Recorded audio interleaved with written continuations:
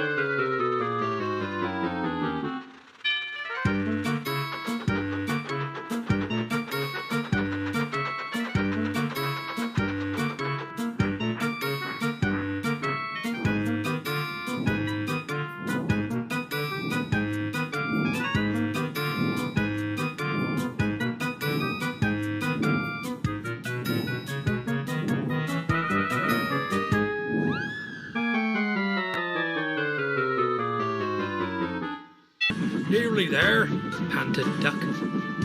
We can make it! We can make it! Wheezed Thomas. Poor Percy had no steam left to say anything.